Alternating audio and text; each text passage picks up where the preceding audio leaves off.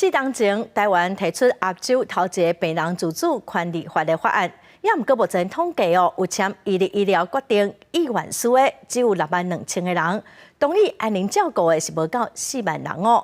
健保署宣布讲，伊的医疗的咨询费上计明年会纳入健保。头一波的对象哦是癌症末期的病人、严重的失智者等11类公告的罕见疾病，一个人哦大约会当省3000块。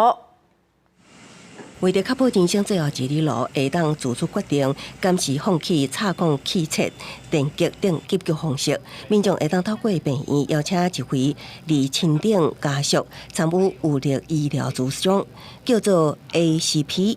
也毋过咨询需要自费3000外块左右，造成民众长途。也毋过未来这项咨询自费项目，有希望由健保来给付。病人都有自主的权利吧？要不要电击？要不要切？那这些费用如果是小部分的费用，那个健保能给付，这都是好事。至少是在病人就是还有意识的时候，可以为自己生命的终点做决定。台湾2019年制定亚洲第一部病人自主权利法。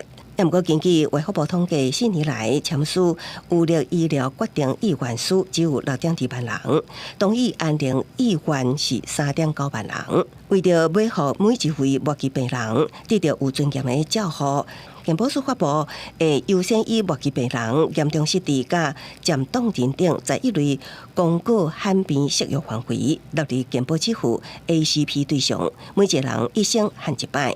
签署了这个 ACP， 而且经过2个专科医师判定可以执行的情况，可以让病人走得有尊严的同时，也是可以减少所谓无效医疗的执行。末期病人这个是大概会是最需要，那么跟健保的服务、医疗的服务也比较有关联性。这总量强调，另外也会强化居家安宁。调悬相关给付，也会将居家失能个案、家庭医师照顾方案纳入安宁疗护，对于沟通病人有力医疗决定有帮助。另外，有偌济人受益甲债务冲击，需要等待明年健保总额协定结果来定，相信明年会当上路。记者综合报道。